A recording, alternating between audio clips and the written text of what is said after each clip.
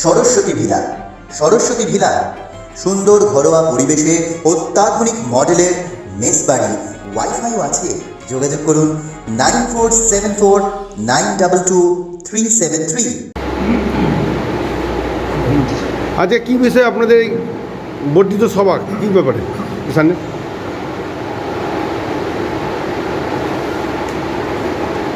বিগত বিধানসভা নির্বাচন অতিক্রম করেছি আমরা। মোদী সরকারের বিভিন্ন চক্রান্তের মধ্য দিয়ে মামাটি মানুষের নেত্রী সম্মানীয় মমতা ব্যানার্জি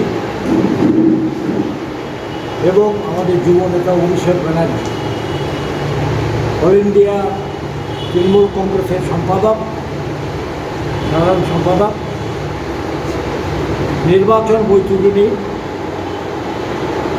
আমরা পার করেছি। সেই নির্বাচনে, বিধানসভা নির্বাচনে সারা ভারতবর্ষের প্রতিক্রিয়াশীল শক্তি বিজেপি, সেই বিজেপির সমস্ত নেতৃত্ব বাংলায় নির্বাচন উপলক্ষে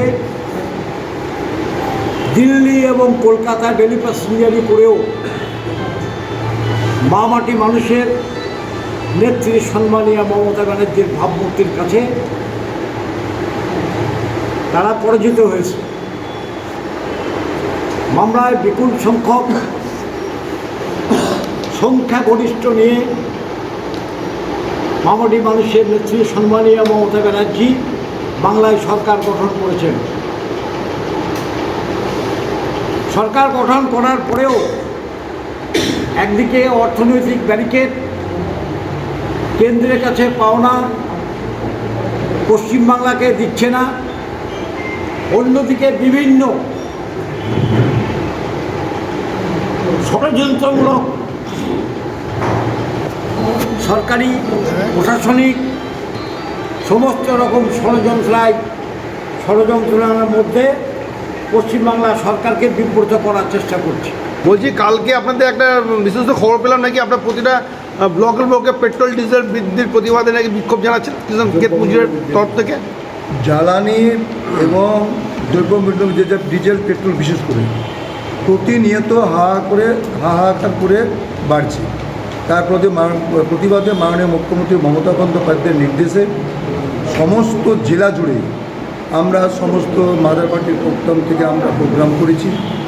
এবারও আমাদের রাত্রে নির্দেশ দিয়েছে আমাদের সভাপতি সম্মানীয় কিষাণ ক্ষেত মজুর সভাপতি সম্মানীয় আমাদেরকে বলেছেন যে আমাদের সংগঠনের পক্ষ থেকে প্রত্যেকটা আমাদের ব্লকে কালকে দ্রব্যমূল্যের প্রতিবাদে আমরা সেখানে স্থায়ীভাবে কোথাও পথসভা, কোথাও জায়গায় করে মিছিল করে আমরা প্রতিবাদ মিছিল করব। এটা আমাদের সংশোধন করা হয়েছে। আর দ্বিতীয়ত আমাদের রাজ্য সভাপতি বেচারামানার তিনি মন্ত্রী হয়েছেন, আমরা গর্বিত। এবং তার পরিবর্তে তিনিও মন্ত্রী ছিলেন আমার পূর্ণেন্দ্র বসু, তিনি আমার কাছের মানুষ। একসময় তার সঙ্গে আমি একসঙ্গে কাজ করেছি মন্ত্রিসভায়, খুব ভালো মানুষ। তিনি আমাদের দায়িত্ব দিয়েছেন সরকার, তার দায়িত্বে আমরা তৃণমূল কংগ্রেসের কিষাণ ক্ষেত মজুরের যে কাজ সেটা আমরা সংগঠিত করবো মুর্শিদাবাদ জেলায় সবাইকে নিয়ে। এই বলে বক্তব্য শেষ করছি।